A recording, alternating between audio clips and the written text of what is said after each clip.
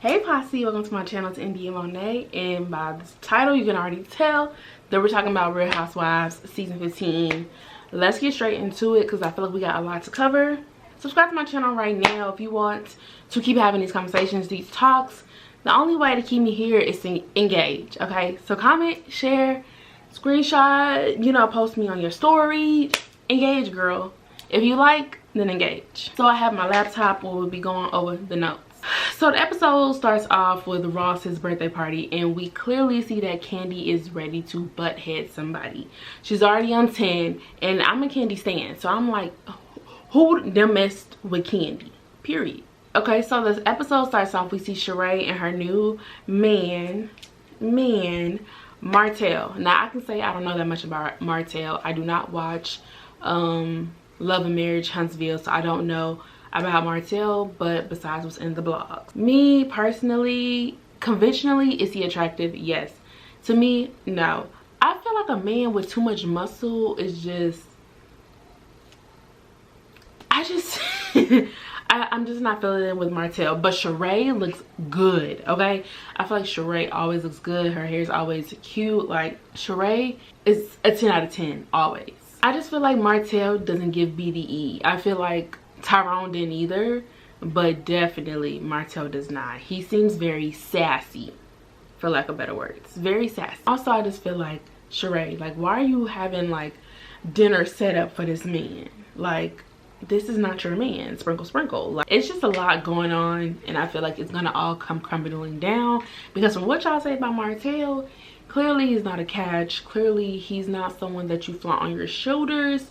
So what y'all think about Martell? Is he giving BDE? Is he gonna be around? Is this relationship real? Let me know what you think in the comments. Kandi, of course Kandi's going in on Sheree and her flop, because she by Sheree should have stayed in spring, summer, fall. Should have stayed in September, fall, spring, fall, summer.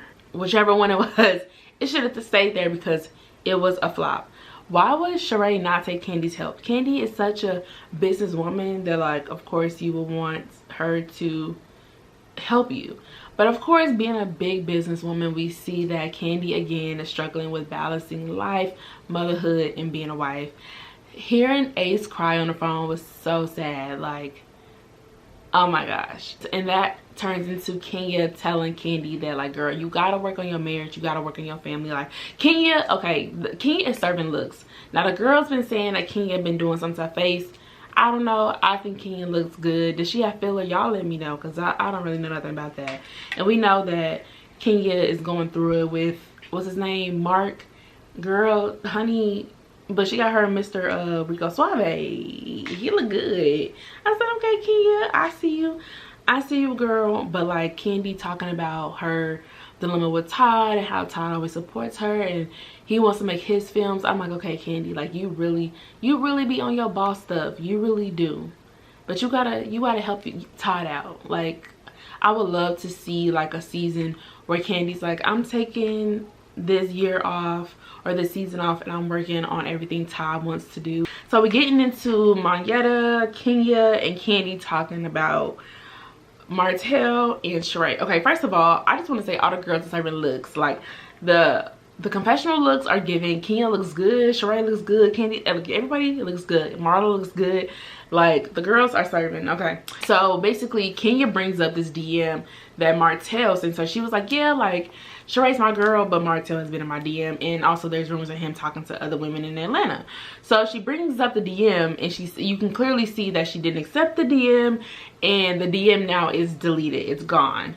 So is this something that you bring up to your friend, and your friend is talking to her new boo, and it's like, your boo was in my DMs before, but like it went nowhere. I didn't open it and he deleted it. Like, what is this something that you would bring up to your friend? Because we know that Kenya brought it up later to Sheree.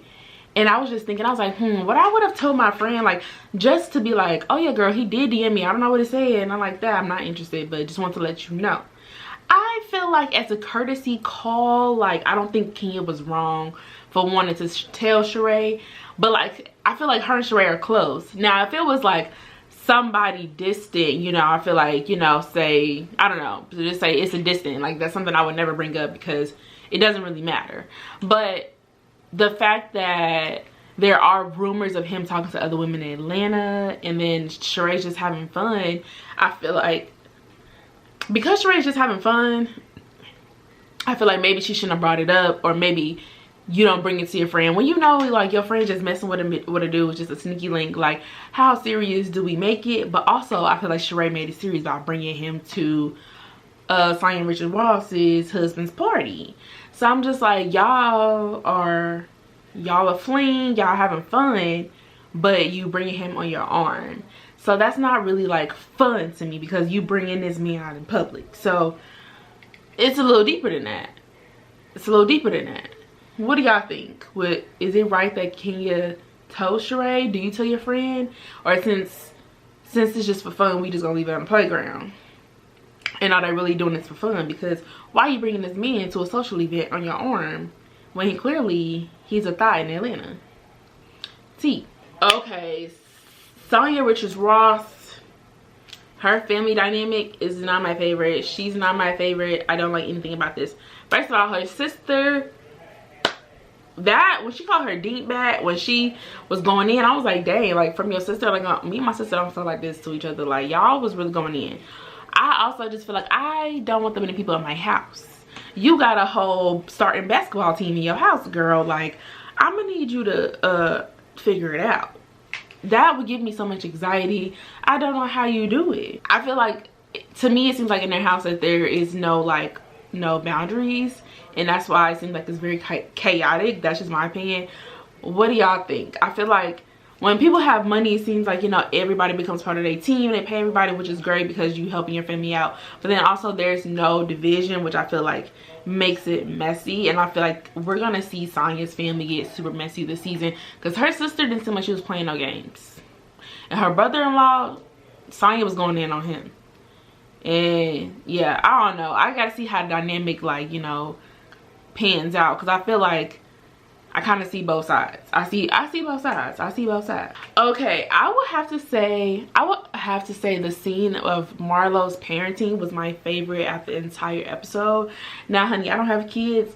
I'm 50-50 on the gentle parenting, because I feel like I want to break generational curses, but I also believe in getting your ass whooped. That's just where I stand on that. You see Marlo bring in like a life coach, and they talk about making like family mission statements and taking family photos, and they get to talk about their feelings and how Marlo may have said this, but she apologized, and that's the way she feels. She actually feel like this, and this is how the kids made her feel, and I love that. I stand for that. Let's talk about our feelings. Let's be better than we were yesterday. Let's bring in a life coach. Like, I'm all for therapy. Black people, go to therapy. Black people, go to therapy. Please talk to somebody about them issues, because you fighting demons. You really fighting demons. You think you cool, and you're not. Get into therapy, okay? I think that this is the type of parenting that we need to see on TV, because I feel like clearly we know that Marlo don't play no games. We know that because she kicked the boys out. Was it the right thing to do? No. But I feel like we need to see that balance. I love the scene. Like, chef's kiss. I loved it. I'm here for Marlo and her trying to figure it out. I love this. I love seeing the process. So let me know what y'all thought about that scene. Like, would you bring a life coach or a therapist in to help you parent your kids? Do you go to therapy with your kids? If you have kids, are you in therapy? Let me know in the comments down below what you thought. Now we going over to Sheree's Chateau Sheree, okay? And Sheree's having a boot camp class with Sonya Richards Ross. And first of all, when she said, I need that booty so I can give it to Ross by Saturday, felt I too am trying to gang that ass. Because one thing Sheree is doing, she's dragging the wagon, okay? Now, if Sheree was doing a drop it with Drew, but make it Sheree, I would have bought that one. Now, Drew, no, she was wrong for that. Sheree, definitely would have bought that from Sheree, honey. Because she's sitting on... Oh, okay, let me not get into it. I am no better than a man. Because I be looking at Sheree like... what you doing with all that? No. So Sheree brings her friend Courtney in the game, and I'm like, oh my gosh, Courtney, you're cute, you're Capricorn like me. But then it fastly turned into, I don't like this girl. Like I said at the beginning, I'm a Candy stan. So anybody that comes in between Kandi, I'm like, hold on, sister girl. Hold on, sister girl. And y'all know what she reminded me of? She was doing all this chitter chatter. She really reminded me of Iyanla. What was her name? Giovanna. Y'all remember Giovanna? She reminded me of Giovanna. I'm Giovanna from Clark. I was that girl. I'm that bitch. That's impossible. How's it impossible? I mean, I was that bitch. I was Giovanna from Clark. CAU. It must not be memorable. I'm just saying. Like, that's what she was getting. Look, if Kandi don't know you, then she don't know you. Sorry, Bookie. Sorry, we don't know you. We don't. The girls don't know you. It's okay. Why you want to be for me? Why you bringing drama to somebody else's club? Take that to somebody else's club. So yeah, I just didn't seem to like Courtney. How did y'all feel about Courtney? Like, I feel like she was just giving too much, too fast. Like, girl, we know you trying to work for your spot, but like, bring it down a couple notches, okay? So let's get into the party. So Sonya Richards Ross, I keep calling her whole name because like I feel like that's the way they talk about her. So Sonya's party went from 40K to 100K. Girl, I know she really let the girls punk her into spending 60K over the budget to make a good party. Now that's sad. That's sad. I said, girl, you could have did this with 40K. But hey, let me stay out of rich folks' business, okay? So yeah, everybody's mad at the spoofs that Kandi's doing. I think they're hilarious. I love them. When Kandi said, Todd, don't wear the pin pad unless you and Marlo come to see for a job.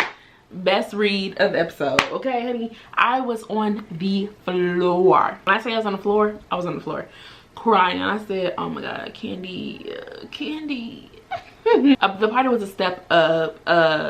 Todd came through the door like, what a hookah at. Like, I was like, Todd, that's not giving. The men's was talking about cigars and Todd was talking about a hookah. I'm not gonna do too much on Todd because like I said, if you got a problem with Kandi, you got a problem with me. So I'm just gonna let that sit. Kandi said, what else did she say? She said, well, last year you was with Mr. Community Service. Now you with Mr. Community Property. Ding, another point for Kandi. Kandi coming with the reads because that was a good one. She really wants to say community dick. We all know that. We know that. Which is true. Yeah, tell me some tea about Martell because like I said, I don't know that much about Martell. But if the girls are saying this, then Sheree, watch your back, watch your man. Watch your man. My man. So yeah, so Ralph pulls up. So we don't even see Drew in the first episode. Ralph pulls up and says that Drew is dealing with a family emergency. She has to stay home. But yet, Ralph, you're here. Like you're not a part of the family and like you probably are needed in that emergency. Like, why are you not with your wife? You want to be, I gotta support the boys. Y'all be eating, that's what y'all be doing. That's what y'all be doing. Y'all be gobbling each other ass. Like, why are you not with your wife? That disgusts me. But we already know how we feel about Ralph. Ralph is not that guy. We don't like Ralph, do we? We don't. And then it's so funny because Martell, somebody asked, somebody said, oh, so what are y'all doing? Like, you know, to Martell and Sheree. And Martell's response was, we're dating and all that. What is all that? Since it's not we dating period, what does and all that means? Wandering minds would love to know. Sheree was saying like, oh, Kenya needs to worry about her divorce instead of worry about what I'm doing. Honey, I would rather be alone than to be with a man who is community property. I would rather be alone and happy than to be with somebody for the bare minimum. And I'm just like, at Sheree's big age, she don't feel like that. I mean, I know Drake said who wants to be 70 and alone. I get it, but like Sheree, Martell.